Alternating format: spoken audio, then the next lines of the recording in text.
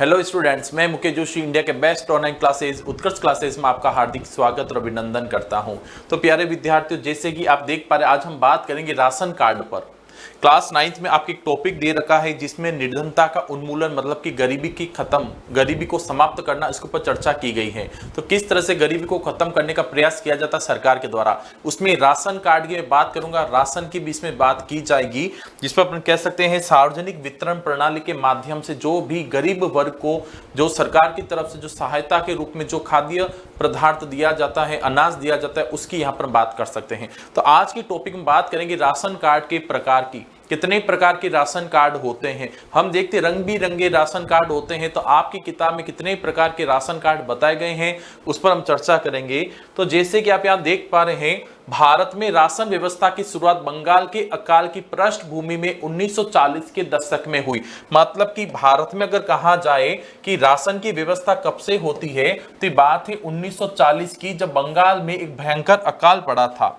जब बंगाल में भयंकर अकाल पड़ा था, उस समय वहां के नागरिकों को, वहां के लोगों को खाद्यान्न की सुरक्षा देना अति आवश्यक हो गया था। लोग भूखे मर रहे थे, है ना। उसी समय सरकार के द्वारा, भारत सरकार द्वारा राशन की व्यवस्था की गई थी। ओके, हरित क्रांति से पूर्व भारी खाद्य संकट के कारण 60 के दशक के दौरान राशन प्रणाली पुनर्जीवित की गई थी। मतलब कि एक तो आजादी से पहले भारत में राशन प्रणाली या राशन व्यवस्था की शुरुआत कब होती है, तो 1940 में जब बंगाल में अकाल पड़ा था उस समय होती है। और आजादी के बाद में भारत में राशन प्रणाली की शुरुआत क्यों की गई थी, तो हरित क्रांति से पहले, जैसे हम कह सकते हैं, भारत खाद्यान्न में आत्मनिर्भर नहीं था।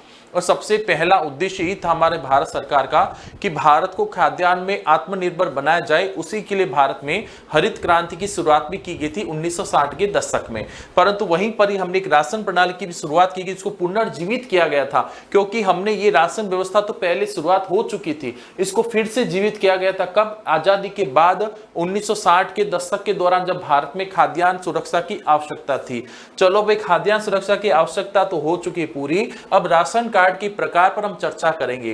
राशन कार्ड के 3 प्रकार आपको दे रखे हैं। कितने प्रकार? 3 प्रकार। हालांकि ऐसे तो कई प्रकार का पढ़ सकते हो नेट पर, लेकिन आपके क्लास 9th में जो मुख्य रूप से 3 प्रकार की चर्चा की गई है, वे 3 प्रकार कौन से हैं? सबसे पहला है निर्धनों में भी सबसे निर्धन लोगों के लिए, मतलब कि गरीबों में भी सबसे गरीब व्यक्ति जो है, गरीब वर्ग में से भी वे व्यक्ति जो अत्यधिक गरीब हैं, उनके लिए अंत्योदय कार्ड बनाया जाता है। कौन सा? अंत्योदय कार्ड बनाया जाता है। फिर दूसरा प्रकार है निर्धनता रेखा से नीचे के लोगों के लिए, जो गरीबी रेखा से नीचे के लोगों के लिए बीपीएल कार्ड होता है। कौन सा होता है बेटा?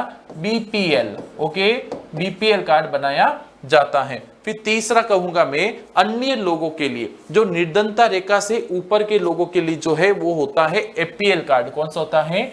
एपीएल कार्ड बनाया जाता है। एपीएल कार्ड बनाया जाता है। चलो, बीपीएल एपीएल का फुल फॉर्म क्या होता है वो भी आपको बता दिया जाएगा। सबसे पहले एपीएल की बात करता हूं। एपीएल अबव पॉवर्टी लाइन, गरीबी रेखा से ऊपर। ओके, एपीएल राशन कार्ड जो है गरीबी रेखा से ऊपर जीवन यापन करने वाले परिवार को दिया जाता है। क्लियर? नेक्स्ट देखिए, बीपीएल के ऊपर जानकारी लेते हैं। BPL, below poverty line. Okay, गरीबी रेखा के नीचे, राशन कार्ड गरीबी रेखा से नीचे जीवन यापन करने वाले परिवार को दिया जाता है। ओके, नेक्स्ट देखिए, आगे मैं बात करता हूं एएवाई। एएवाई का मतलब है अंत्योदय अन्न योजना। ओके, अंत्योदय अन्न योजना, यह राशन कार्ड सबसे गरीब, गरीबों में भी जो गरीब परिवार होते हैं उनको जारी किया जाता, उनको दिया जाता है। ऐसे परिवार जो आर्थिक रूप से अन्य वर्ग के लोगों से कमजोर हैं। इस श्रेणी में मजदूर भी आते हैं, बुजुर्ग व्यक्ति भी आते हैं, और बेरोजगार जो व्यक्ति होते हैं, बेरोजगार वर्ग भी इसमें आता है। क्लियर? चलो ठीक है भाई, ये तो समझ में आ गया बहुत शानदार तरीके से। अब बात करता हूं NSSO. Okay, national sample survey की मैं बात करूं। यहां पर देखो, गरीबी रेखा के उच्च स्तर को ध्यान में रखते हुए 70 के दशक के मध्य की रिपोर्ट के अनुसार खाद्य संबंधित 3 महत्वपूर्ण अंतक्षेप कार्यक्रम प्रारंभ किए गए थे हमारे भारत में। वो 3 कार्यक्रम कौन कौन से हैं? सबसे पहला देखो, सार्वजनिक वितरण प्रणाली। क्या है? सार्वजनिक वितरण प्रणाली है। दूसरा देखिए एकीकृत बाल विकास सेवाएं, एकीकृत बाल विकास सेवाएं।